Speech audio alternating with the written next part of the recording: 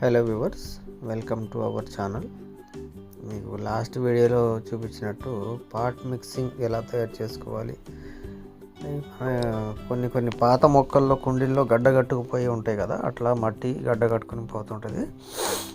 అవన్నీ తీసి మళ్ళీ మనం కొత్త పాట్ మిక్స్ని ఎలా తయారు చేసుకోవాలి అనేది ఈ కాన్సెప్ట్.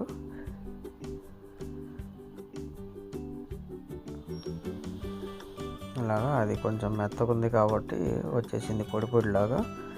ఆ గడ్డలో ఉన్నాయి చూసారా, వాటిని ఏదైనా రాడ్డు కానీ దేనికి, మన దగ్గర రాయి ఉంది కాబట్టి రాయి వాడుతున్నాం. మొత్తం ఇలాగా దంచేసుకోవాలన్నమాట.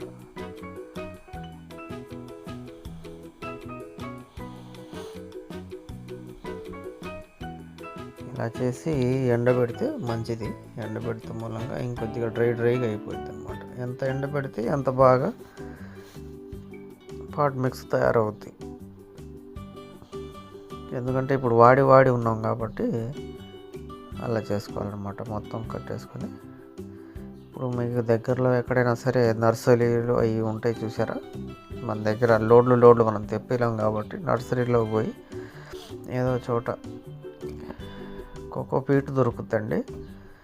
కోకోపీట్ లేకున్నా కానీ మనం వాడుకోవచ్చు, ఇబ్బంది లేదు. కోకోపీట్ వాడితే ఏంటంటే తొందరగా మట్టి ఆరిపోకుండా తేమ ఉంటుందన్నమాట దానిలో.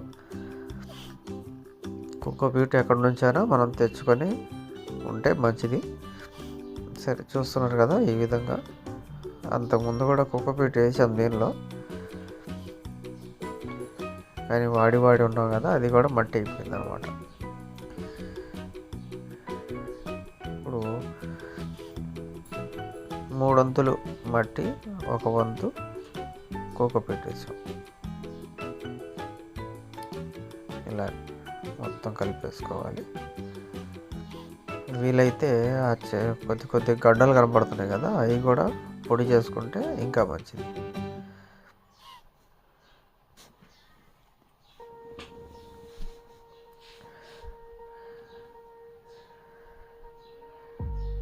ఇప్పుడు పాట్ మిక్స్ అనేది ఇంకొంచెం వేసుకుందాం. కోకోపీట్ తగ్గిందనమాట. మొత్తం డ్రైగా వచ్చేసేయాలి మొత్తం మీద. ఈ ప్లాస్టిక్ ముక్కలు అక్కడక్కడ ఉంటాయి, అవి తీసేయండి. రాళ్ళు, ప్లాస్టిక్ ముక్కలు అవన్నీ ఏంటంటే డిస్టర్బ్ చేస్తాయి. ఇలాగా మీకోసం ఎన్నో వీడియోలు చేస్తూ ఉంటాం. ఏదన్నా కొత్త పద్ధతి ఏదైనా కావాలంటే కామెంట్ పెట్టగలరు. ఛానల్ నచ్చితే సబ్స్క్రైబ్ చేసుకోండి, లైక్ కొట్టండి. Thank you.